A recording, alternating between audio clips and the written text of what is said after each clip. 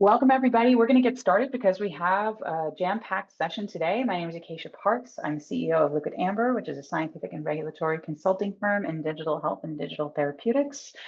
Really excited to be the moderator of this virtual exhibit hall. We have three companies today that are going to be showcasing their products, Unstuck, So2, and Digital.health. And each of them is going to get about 20 minutes to show you their product for about 15 of those minutes, and then hopefully answer questions. So if you have questions, please put them in the Q&A function. I'll be monitoring them and then bringing them to them for the end of their presentation. So people won't answer questions as they go, but we'll have some time at the end of each of their presentations to answer your questions. I know that there's a chat like outside of this webinar where people can leave things, and I probably won't see that. So really make sure that you put it in the Q&A function. I'll try and monitor that chat as well, but it's better if we just put it all in one place. And with no further ado, could the Unstuck team please join the stage? Welcome. All right, I'm going to let you guys introduce yourselves and get to it. Have fun. Super. Thank you so much. Hi, everyone. My name is Maria, and this is Calvin. And we are the founders of Unstuck. And today we would like to tell you about our app and how we use generative AI. So Unstuck is a guided journaling app based on cognitive behavioral therapy, that's CBT. And it features three core journals.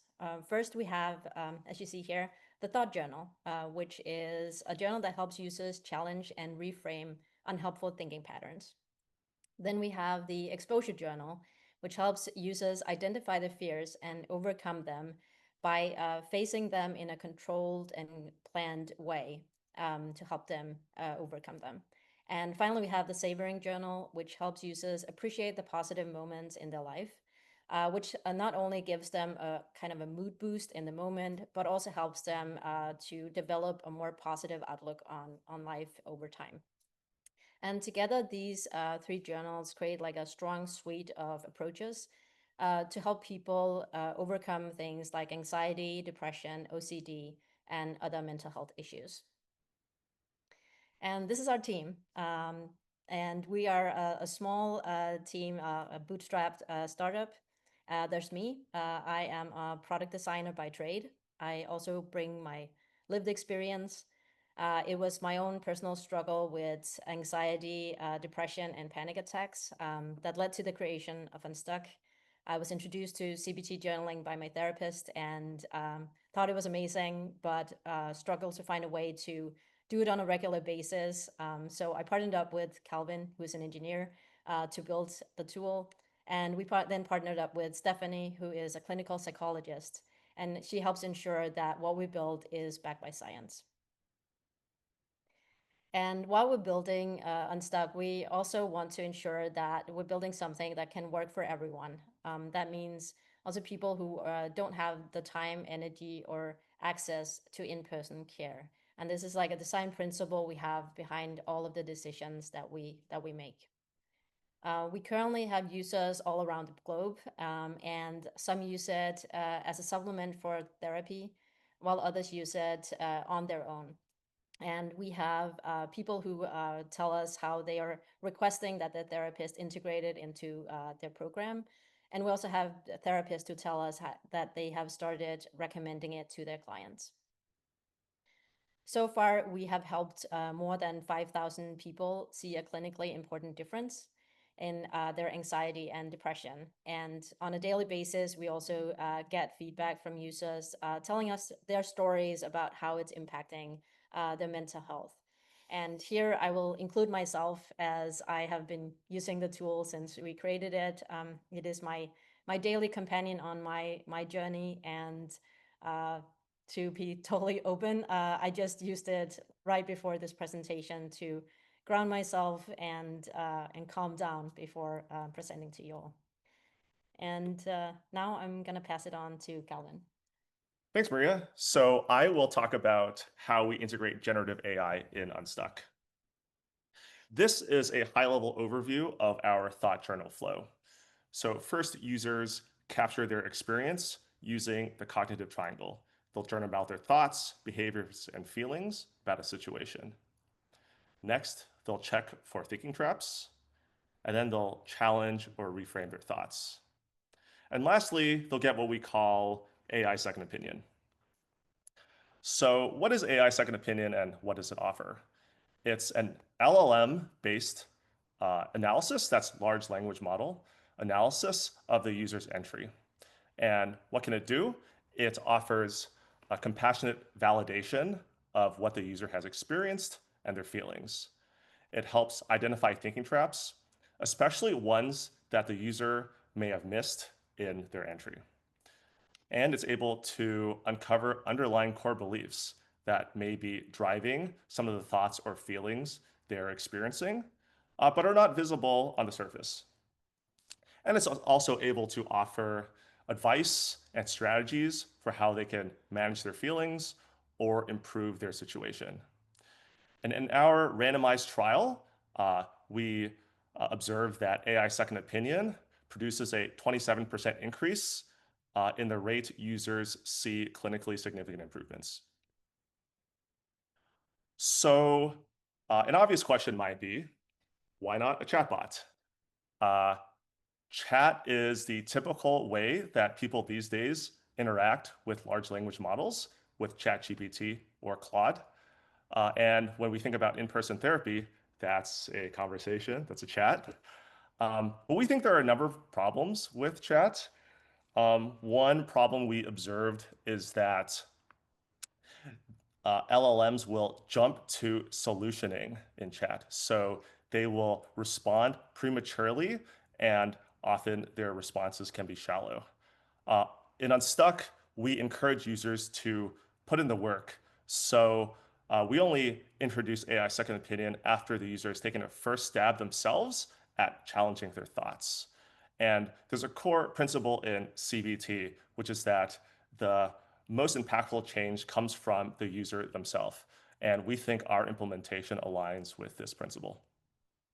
And because the user has put in the work, there's a much richer context for the AI system to draw on, which leads to better insights and analysis. And there's an additional issue with chat, which is that the longer conversations go, the more that there's a risk that it will deviate in a way that's just like totally unexpected from how you designed. And that's like a safety risk. And also just that the quality of the conversation can decline. And lastly, we think that the thought journal format itself is really important. By repeatedly completing the process, users can actually train themselves to challenge their thoughts automatically in real time. And we think that's really powerful.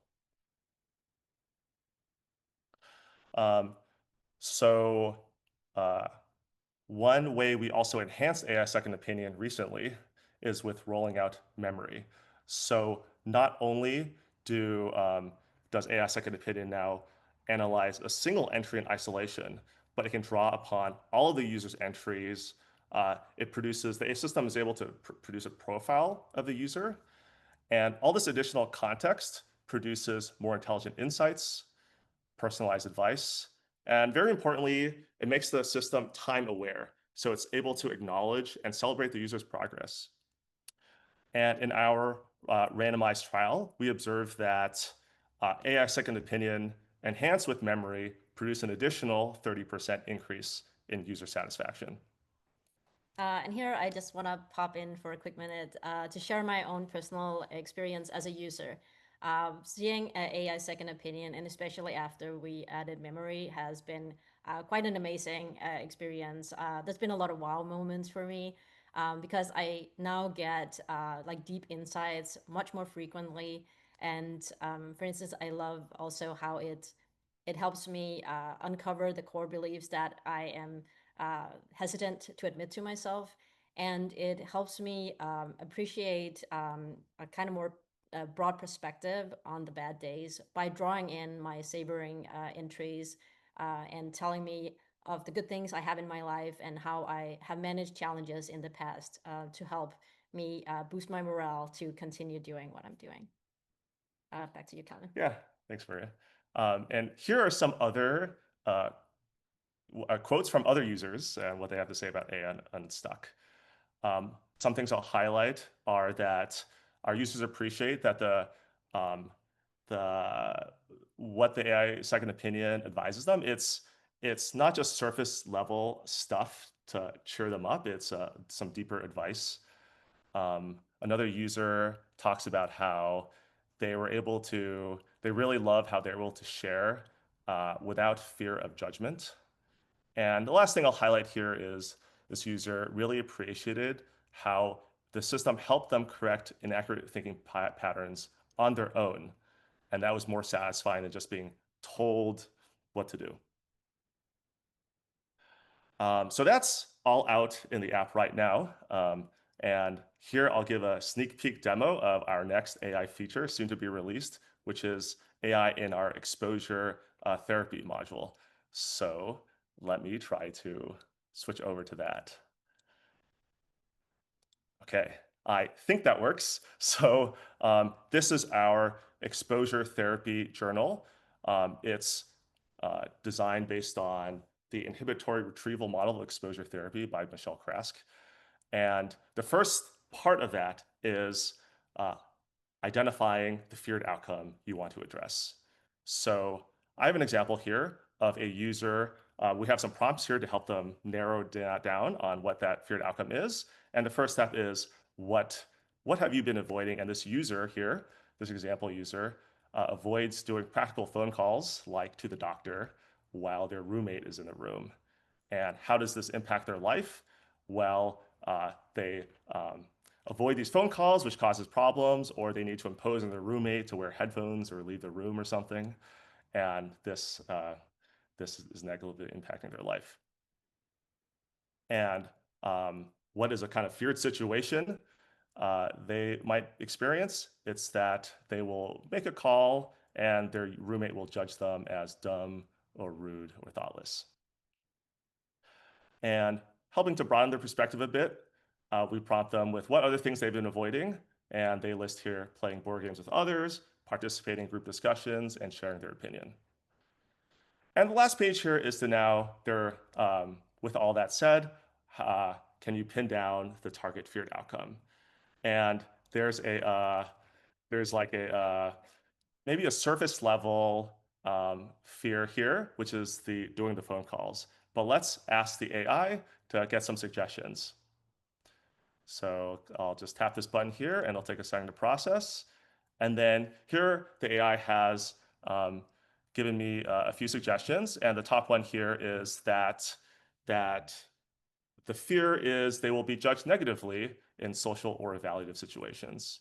And additionally, the AI has come up with a rationale that ties together what the user has entered in this entry. And so we'll just go with that one here and submit that. So now with that set, the user can move forward to designing an exposure experiment to further address their fear. Okay, that's it for the demo. And switching back to the presentation, there is just the last slide, which is thank you for listening to our presentation. We are looking for partners. So if you think Unstuck could be a good fit for your practice, organization, or research, please reach out to us. Our email is listed there, and you can visit our website at becomeunstuck.app. And we are available on all the platforms if you want to try our app on web, App Store, and the Play Store. And that's it for the presentation. Thank you. Yay! You don't get to hear the audience clap, but I know that they're clapping. And I know that because we've gotten some fantastic participation in the Q&A. So I'm going to combine a couple of questions that are similar and let's get going. So there were a couple questions related to the AI that you use. So one was for the AI second opinion, are you fine-tuning the model at all or using an off-the-shelf LLM? And then another related question was just what AI model do you use or tool? Yeah, so we use an open source model and with a provider, like a serverless provider. So we don't use say the ChatGPT API because of privacy issues. And so with the open source model, we have more control of where the information goes. And so we know that it's not being used to train or update the model. So preserving the privacy of the user. Which model do we use? We actually use a variety of open source models depending on the specific use case. And we evaluate over time which one is the most. We test it repeatedly. And lastly, there's a question about fine tuning. We don't use fine tuning as of yet in the technical sense. So we use prompting and a lot of work to fine tune the prompt, let's say. Yeah. So there were some questions about kind of the intended use of the product. So I'll kind of put those together in one package as well. One, is it meant to serve as a substitute for in-person therapy or as an adjunct? Two, how do you manage any clinical distress that might come up from an exposure? It's kind of a related question, right? Because if they're in treatment at the same time doing this, how that plays out is different. Actually, let's just do those. Yeah. Yeah, I think like I can take that. So first, the one around therapy, it's not seen as a replacement, but it can stand on its own because we know all around the globe there are people who do not have access to therapy, and it can work with a therapist. So they have the option to like export the entries and they can share them with the therapist. So it's definitely like trying to do both. And with regards to like the safety around it. So we're keeping a close eye on that. And Stephanie, our clinical psychologist, is looking into ways that we can ensure that the user's safety is kept high. And we have like emergency resources that we provide to the user whenever we see any signs that they might not be doing well or may need additional help. Yeah, and I'll also say that as part of our flow, we have we ask the user to ensure that the experiments they conduct are. So we ask them, if there's like could be a safety concern, and we try to tailor the flow to be safe. Initial thing we're taking a look at is how we can actually use the AI to make it more safe. So using AI to maybe evaluate the entries and then flag when there could be a safety concern in a more intelligent way that we can do now with a rules-based system, and then introducing emergency resources that way. And how do you account for cultural differences or even like plans for like different languages? Is that on your roadmap, or how are you leveraging AI to do that? Yeah, it's definitely on our roadmap. So we're in English right now, but we're very soon to be expanding to other languages. AI actually, we actually received a lot of feedback where people, they can read English, but maybe they prefer to speak a different language. And they're actually surprised that the AI models can understand their language and intelligently give them analysis. So that's great. But actually translating the app, the prompts and stuff, that's something that's in progress for us. Yeah, definitely. Okay, I'm going to ask one final question. We got a bunch more questions even since we started answering questions. So if we don't get your question today, please, I would encourage those folks with questions to reach out to the presenters. And email right there. It's right here. So the last question I'll ask is, you mentioned the professional access part of the app. Like, what does that include? Can you tell us more about that? Yeah, I can take it. So if you're a clinician or you belong to an organization that you kind of want to evaluate Unstuck for whatever reason, we offer just like full access to the app. You fill out a quick form, and then you'll be able to try out the app for free. Cool. And with that, I think we'll switch off to our next group. Thank you so much. Contact information is right here if you want to reach out to the presenters. Thank you, everybody, for your questions and your attention. And I would like to invite the guys from SOTU on next. Yep. Bye.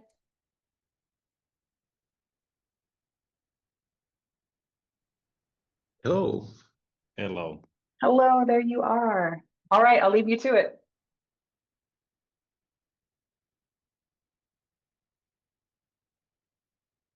Hello. Hello, everyone. I'm Matias Palva. And my name is Lauri Lukka. I'm the Chief Psychology Officer at SOTU DTX. Yeah, and I'm working here as the science lead and also as a professor at Aalto University. So we want to show you how Soihtu-DTX aims to transform the healthcare for depression. So depression, also known as major depressive disorder, it's a leading cause of disability globally. And it's also a leading cause of burden of disease globally. Its prevalence in US is like 8%, meaning that 20 million adults live with depression every day. So looking at the costs of depression, it's clear that it's a complex socioeconomic problem.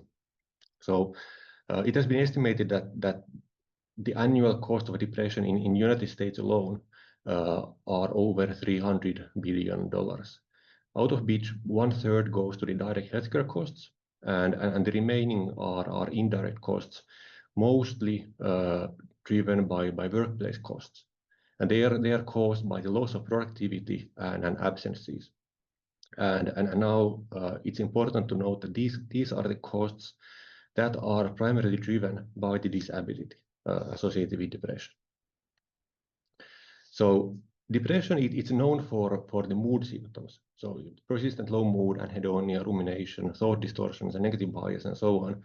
And actually the current treatments, the first-line treatments like antidepressants and cognitive behavioral therapy, they help with mood symptoms. So roughly 50% of patients receive a response from antidepressants, and maybe 40% from CBT. But the mood symptoms are not the whole story in depression, because most depression patients, they also suffer from neurocognitive deficits in attention, working memory, cognitive control, problem solving, and many others. And these are actual deficits in the biological brain functioning, and they also persist even in the remission of the mood symptoms. And they are a problem because the neurocognitive deficits are the primary driver of disability caused by depression. So it's really hard to perform well at work if you cannot focus or remember or solve problems. And cognitive deficits, they actually also influence the direct healthcare costs. So they increase the direct cost by 30% approx, and they limit the efficacy of current treatments, CBT especially. And now the problem is that the current treatments, they don't really help with neurocognitive deficits. And this is the problem that Soihtu-DTX was to solve. So our approach is to use executive functions training to directly improve and train the brain machinery that serves the neurocognitive functions. So the training aims to alleviate both the disability and the mood symptoms. And it's not just kind of a one-trick pony training thing, but our EFT is a broad spectrum training program that targets all the depression-relevant cognitive domains. Our device also delivers gold standard cognitive behavioral therapy to further help with the mood symptoms. And now what's special with our approach is that it's fully game-based. And what does it mean to be game-based? It means that these mechanisms of action, cognitive training and cognitive behavioral therapy, they are integrated into a high-quality video game that provides an engaging and immersive medium. Like, we strongly believe that video games are the ideal medium for delivering therapeutic content. And it's also important to note that it's only digital devices that can deliver executive functions training. So it isn't possible to do this training, for example, in face-to-face psychotherapy. And this is because EFT, it requires adaptive human-device interactions that are in time scales of tens or hundreds of milliseconds. And now these kinds of very fast interactions, they are native in video games. Right. So video games allow us to target the cognitive deficits that are associated with depression. But video games also allow targeting one of the most considerable challenges in digital interventions that we all know, that is low engagement. So many existing digital interventions meet low levels of uptake. And even once the patient starts to use these interventions, their long-term adherence to them is often low. And this is a considerable challenge to the whole industry, because studies show that the greater use is associated with greater treatment efficacy. So now, using video games can help solve this issue. They are immensely popular. 2/3 of the US population plays video games at least 1 hour a week. And this is people of all ages and backgrounds. 47% of players are female, and the average age of a player is 36 years. So this gaming offers a number of positive experiences that include relaxation, experiences of mastery, and opportunity to spend time together. So our treatment, it looks and feels like a commercial video game for entertainment. But then under the hood, there is actually a ton of data science machinery to optimize the training efficacy for each individual patient in a true closed-loop training system. And we strongly believe that this is the path towards a paradigm shift in digital precision psychiatry. But now, does it work? So we have designed a 3-arm study to specifically investigate the efficacy of executive functions training that is implemented in this video game format called Meliora. Our trial had a 12-week intervention period followed by a 12-week follow-up period with a crossover structure. And what is important, our study included a highly similar sham device that was actually a modified version of the investigational device with diminished EFT functionalities. So this approach allows us to study how EFT specifically alleviates depression, which we measured at baseline and then 4 times thereafter. And both of these devices were provided as adjunct to treatment as usual. So we recruited patients through a number of means, including psychiatry clinics, email campaigns, and social media, and we found substantial interest in participating in this study. The nearly 1,400 patients interested in the study were assessed remotely, and 1,001 patients were accepted to this study. This led to an intention to treat cohort of 684 patients and 483 in the per protocol completer cohort, which makes this one of the largest trials evaluating digital therapeutics device for major depressive disorder. So who are these patients? They were a heterogeneous sample with an emphasis on young and middle-aged adults and female patients, which we expected considering the high prevalence of depression in females. These patients had an average PHQ score of 15.3, which indicates moderately severe depressive symptoms. Such severity of symptoms is often comorbid with anxiety disorders, neuropsychiatric disorders, and personality disorders, which we also observed in our sample. And moreover, many of our patients had multiple previous and existing treatment contacts, which had not sufficiently helped them. So, does EFT help these patients? Let's jump straight into our primary endpoint. And kind of the long story short, we have the endpoint here showing that actually it does work. So here we can see over the course of the intervention how Meliora, the blue line, is superior to sham, the purple line, and treatment as usual alone, that is the gray line, in alleviating the mood symptoms that were measured with the PHQ-9 symptom scale. And now, how large is this effect? Now, as a comparison, there is a very large Finnish register study on efficacy of face-to-face psychotherapy in specialized healthcare in both long and short formats. And actually our results are superior to those that are essentially the best psychotherapy delivered in Finland. To corroborate these results, we also had a secondary endpoint with a different symptom scale, QIDS, and we find essentially the same result. So Meliora is again superior to sham and treatment as usual. And both the QIDS and PHQ results, they were obtained with a per protocol completer cohort. where we required that the patients played at least 24 hours with the device. On average, they actually played 46 hours, which is a lot in a bit more than 8 weeks.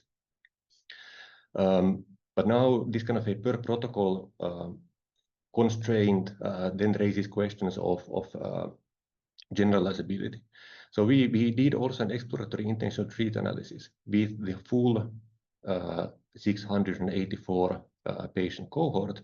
So everyone who was randomized into the device arms, and again, the Melior device was superior to sham in the intention to treat thing. This was further corroborated with modified IDTs for FDA market approval kind of limitations. So it seems that we have kind of very convincing evidence that EFT alleviates mood symptoms. So now let's reflect just a bit on how this relates to the starting points of our presentation and our study. So first of all, the medium. We measured immersion with an immersive experiences questionnaire. And we found that actually game immersion is by far the single most important factor in determining the efficacy of the intervention. So it means that the game must be an immersive high-quality product to be effective. It cannot be just any game. The other aspect is that the game itself, we collected tons of data that allowed us to measure the cognitive functioning of each individual patient. We found that EFT actually improved the cognitive functioning, for example, in planning, working memory, and processing speed. And in itself, this is not a surprise because they were the trained functions. But what was truly remarkable to us was that these cognitive improvements on an individual level, they predicted the mood symptom alleviation. So the more your brain processing power was improved, the more the depression symptoms were reduced. What we didn't actually mention in the cost slide was that actually more than half of the costs of depression are not directly related to depression, but rather to the comorbid disorder. And by far the most prevalent comorbidity is anxiety. And in our cohort, 50% of the patients actually have an anxiety diagnosis as well. And we found that EFT also alleviated anxiety in these patients. And then finally, going for the kind of the true objective of the study, we found that EFT also reduces disability, both in terms of the Sheehan Disability Scale and just the World Health Organization Well-being Index, which both were dramatically improved. So it looks like we are working towards solving the problem that we set out for. Indeed. So our treatment effectively alleviates the mood symptoms using EFT. However, for real-world impact, it's also vital that we ensure that the treatment fits the patient's context, the clinician's expectations and their practices, as well as the clinical processes in the health systems currently. So therefore, we have also conducted a series of studies to advance the human-centered design and real-world implementation of our treatment.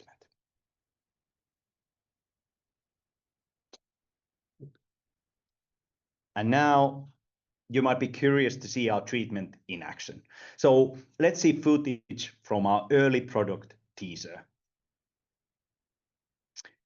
So here, the patient takes control of Rolly, a forgetful robot, and explores the abandoned resort planet of Solana 2 to find lost self-repair routines. This requires the patient to solve personalized executive functions training challenges through computer consoles. They also meet a virtual therapist, here Amy Henderson, who helps them learn CBT to alleviate depression. And all of this is delivered as an immersive and engaging video game. So our treatment is built on two innovations. First, we have the new mechanism of action, that being EFT, and second, its implementation in video game format to ensure high levels of engagement.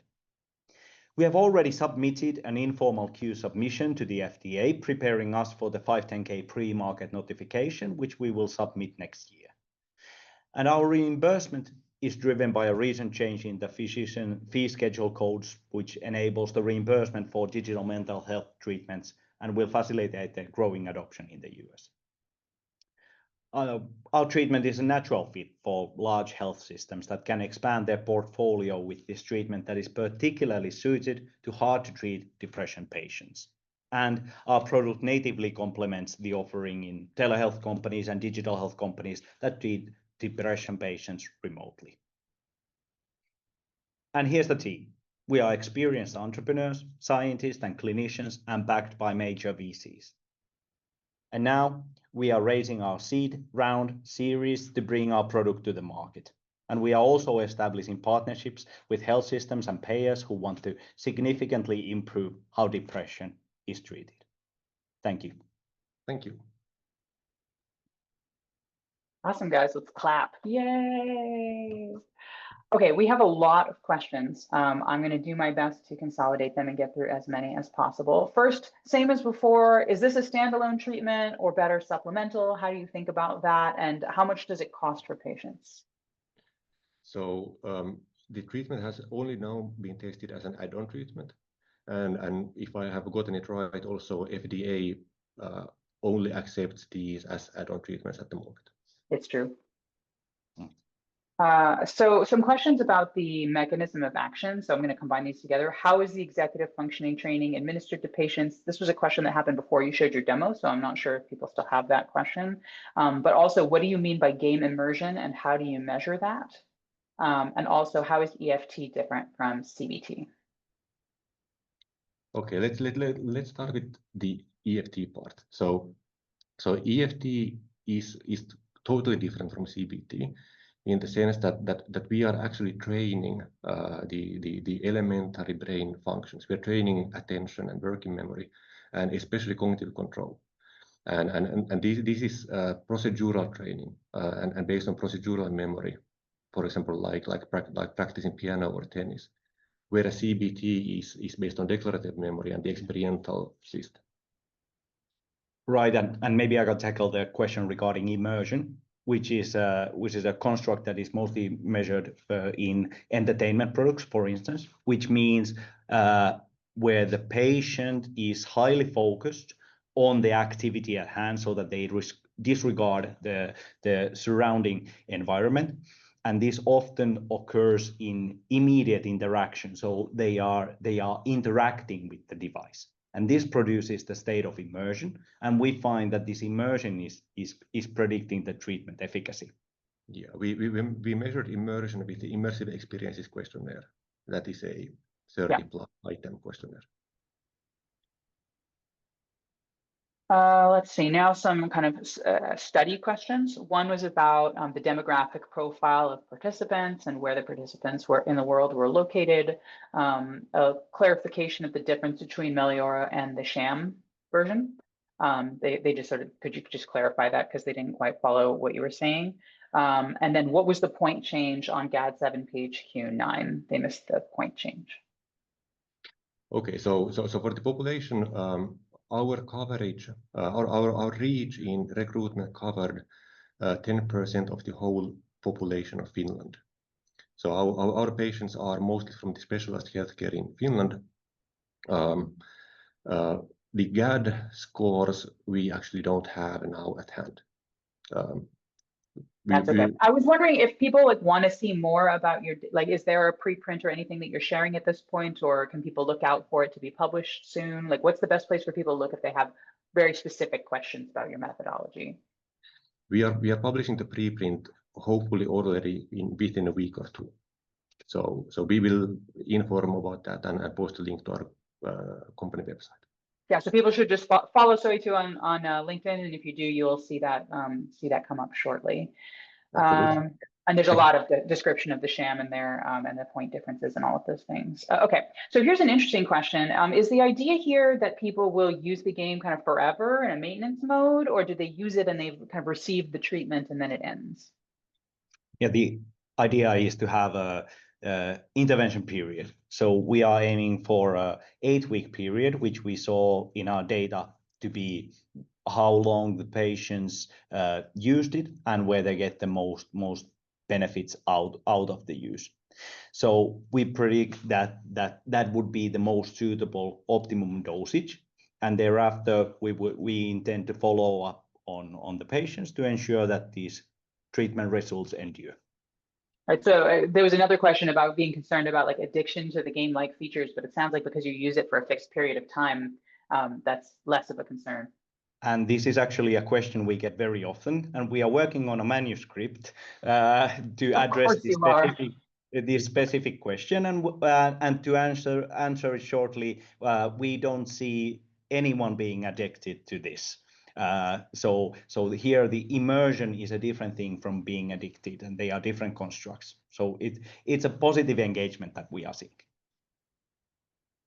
Awesome. The last question that I can't help but ask is, if somebody wanted to be an investor, what's the minimum cost or the minimum like size of invest? Do you take like kind of seeds or friends or family investments, or do you have to roll in with a $2 million check? I think that is something that needs to be discussed with our CEO. Fair enough. So please just contact us and we will get back to you. Perfect. All right, thank you so much. There are a lot of other questions, but folks should, here's the contact information on the screen. Please feel free to reach out. All of our presenters are super happy to hear from people who are interested and happy to nerd out about the science or the game design. There are a lot of questions about how you designed the game that feel like longer conversations. So please feel free to reach out to get those conversations going. Thank you so much. Thank you, Akash. Thank you, everyone. Thank you. And can my Risa from Digital.Health join me on the stage?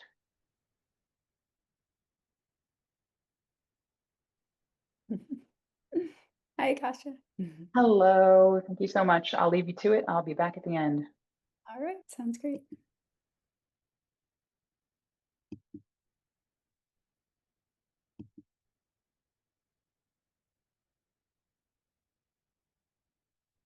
Okay, well, thank you all so much. I'm Risa Vatanka, co-founder and CEO of Digital.Health, where we are on a mission to accelerate adoption of digital health technologies and really usher in a new era of health.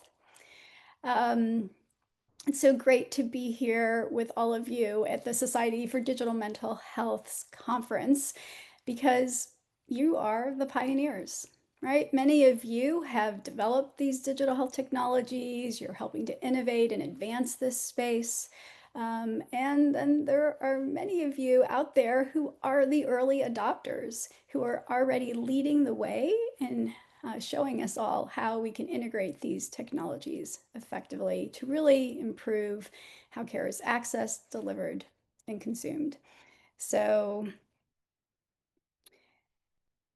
on that note, I imagine that you'd all agree that we are living in extraordinary times, right? But AI is really catapulting us into this new era where we're transforming human-machine collaboration and really redefining how we learn, how we work, and how we interact with the world around us. So in healthcare, momentum's been building for a while. And really at this intersection of health and technology, you all know so well that we have had this explosion of digital health and AI solutions, health apps and wearables, telehealth, virtual care, digital diagnostics, digital therapeutics, even immersive therapeutics. So truly an exciting area. And there's so much evidence for the value that these solutions can bring once integrated into the fabric of how care, again, is accessed, delivered, and experienced. Yet there remains this chasm between the availability of these solutions and broad adoption in clinical practice. So at Digital.Health, again, we are on this mission. We're really serving as a bridge to connect the developers and the adopters of these incredible solutions, and really working to help bring new innovations to clinical practice and incredible new medical breakthroughs to our patients. So I'd like to share a bit about the Digital.Health platform and our services and community. We have a database of over 4,000 digital health products and solutions, again, across the entire digital health ecosystem. So back-end solutions to, again, health apps and wearables and digital diagnostics and digital therapeutics, you name it, across all therapeutic areas. I welcome you to scan the QR code here because it's free to sign up and begin exploring. You can learn more about the companies that are developing these technologies and all the different technologies, the specifications, evidence, regulatory status, and we have videos, product videos, instructions for use, all kinds of content. And you can use our compare feature to compare products, create your own formulary of favorites, and you can even share out your favorite solutions using our RxPad. We highly encourage you to read, write reviews because you're the experts out there using these technologies. I think peer testimony can be pretty profound, so that's really helpful. We encourage that. And we have an incredible database of resources. So from Digital.Health, you can access books that have been written on digital health journals, podcasts, innovator videos, and content from some of our ecosystem partners as well. We know that this can be overwhelming, so many different technologies across so many different therapeutic areas. So we have also created specialty pages. And since I'm with the Society of Digital Mental Health today, I'm sharing a couple of screenshots of pages from our digital mental health area. Again, these aren't an exhaustive list of the solutions in our database, but this is a place to commence. So we've got a few of the digital diagnostics, digital therapeutics, some virtual care services, pediatric and adolescent solutions, and consumer-facing solutions. And by the way, would love to work with all of you to improve the content we have in this space.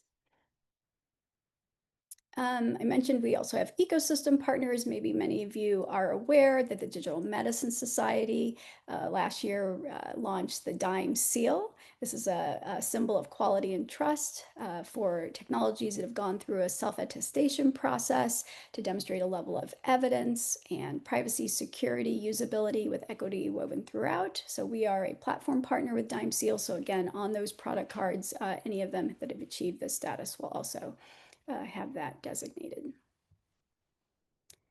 And if there are any digital health companies, digital health software solutions that are interested, you can access and learn more about the DIME Seal on our site. And we're happy to help connect you to go through that process. Okay, at Digital.Health, we recognize it's not just about the products, right? It's the people and the processes.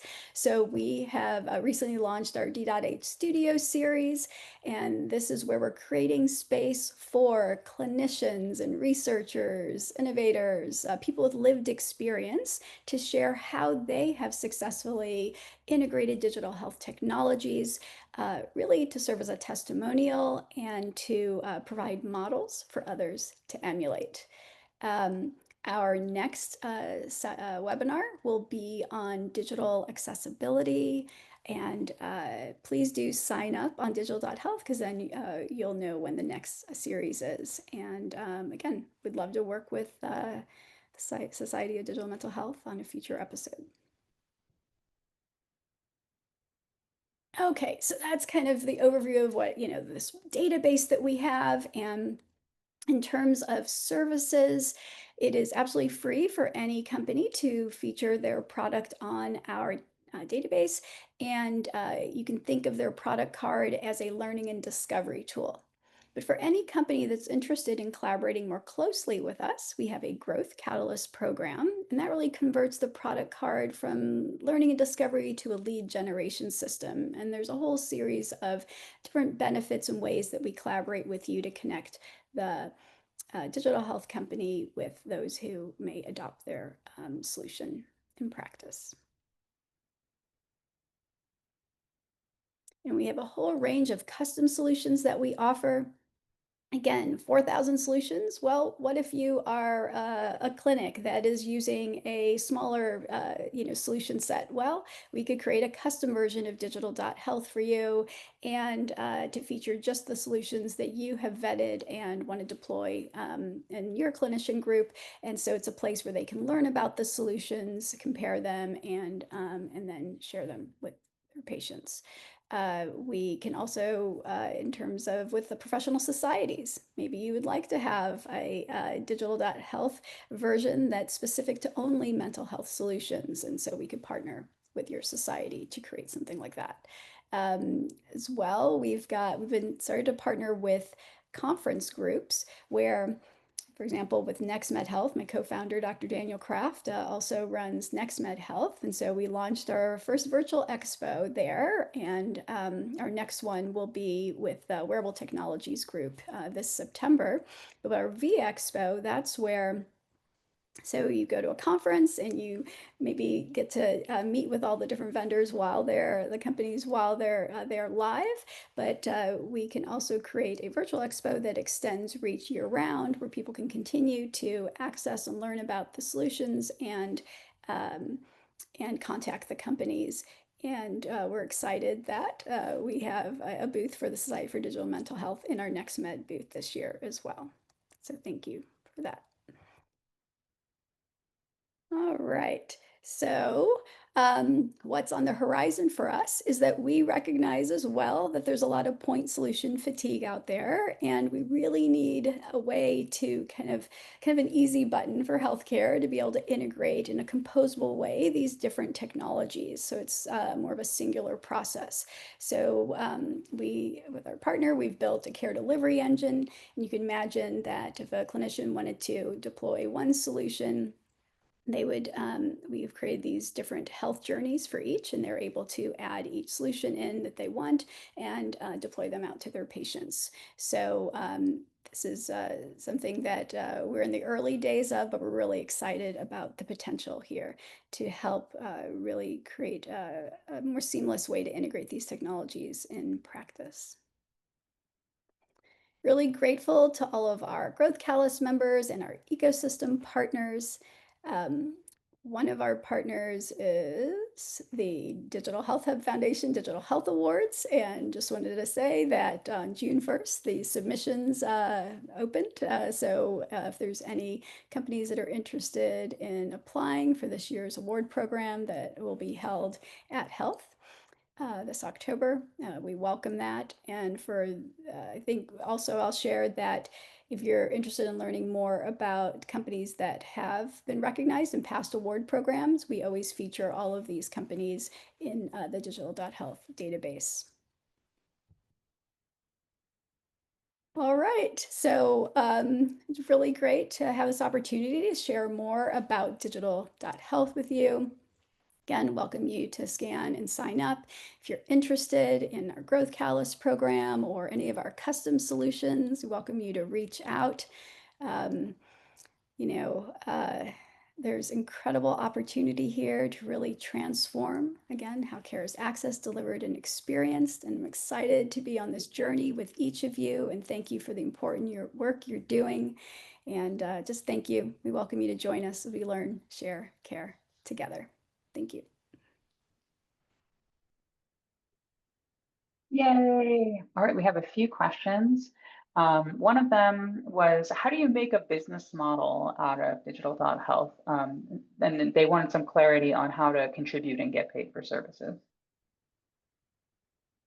How are we making a business model? Oh, out of our company? Oh, well, so I was sharing through, we've got four different service lines. And so one is through our Growth Catalyst membership, and another is through our custom solutions, where we can create the custom version of the digital.health platform for different groups. And the other is we're also through our virtual expo and through our care delivery engine. So how do you determine what products to include? And how do you prevent bias and ensure triangulation with reviews? So really, it's open. Companies, we are always adding companies and solutions that are on our radar. And then it's also very open source that if a company goes on there and they don't see themselves, they can add themselves. But then there's a kind of it doesn't appear. We double check and confirm that it's a viable company and appropriate to be on the site. So we kind of have a process for doing that. But we are not vetting to say, like, it's open, right? So as long as it's a viable company and it's appropriate, then it goes on. Yeah. So one person had asked if you can give an example of a composable health journey. So one of the ones is, for example, for Clearly, right? That's a cardiac scan with AI overread. And so it turns out that's a 72-step journey. It's really complex. There's all of these. So you have to determine, patient has to fill out some information to determine eligibility. And then you've got to do a benefits investigation and then find, where's the place to have the scan done, and then get the results in, or then schedule that and then get the results in. And then what are you going to do as a next step? Well, depending on what the results show, so it's actually a 72-step journey. So that's one that we've mapped out. Wow, it's so important to be kind of demystifying and making sense of these. And it's also amazing to think about like how many steps are involved in a healthcare anything, right? Like it's so hard to find care in this world. So very cool. We are out of questions. We made it on time by 3 minutes, which is incredible. So with that, I think that we're done here. I'm going to share one more time just the people that you just saw. So these are the names of the companies. And thank you so much, Risa. Thank you so much to our other presenters. Thank you so much to the audience.